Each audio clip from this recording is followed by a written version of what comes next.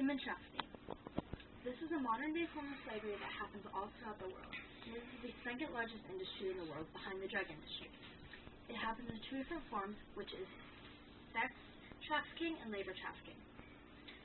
Human trafficking has happened for many, many, many years, and it all started with slavery. In 1863, the Emancipation Proclamation stated that all persons held as slaves in their rebellious states shall be free.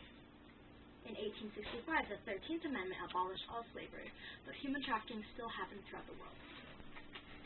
In 1948, the United Nations Declaration of Human Rights stated that everyone is born equal and free. And in 2000,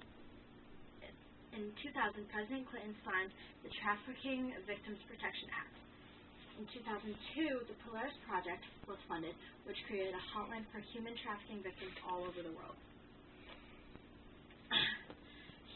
Human trafficking is a $32 billion industry, while Nike and Starbucks combined is a $29 billion industry.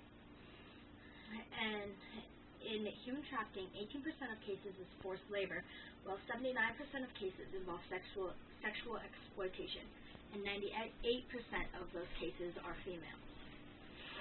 Human trafficking is estimated to have 20.9 million victims worldwide. And a trafficked child in the UK is $25,000, while a girl in Mozambique is $2. Regarding human trafficking, the United States should watch all borders and airports to stop human trafficking to a greater extent than the law does. The first step would be to create a new job to watch all airports and borders.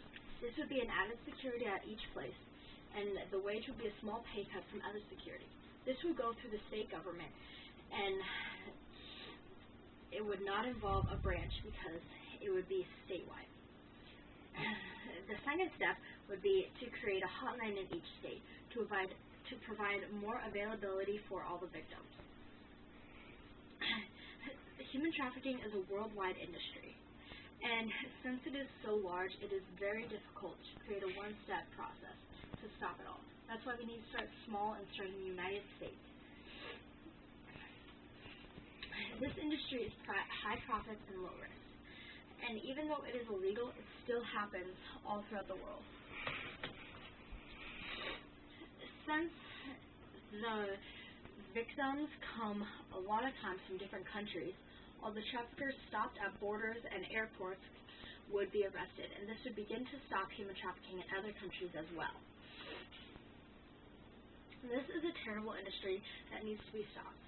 And in order to do that, we need to start small, which is why we need to start in the United States and at borders and airplanes to create more security to arrest the traffickers and bring the victims back to their homes and to keep them safe.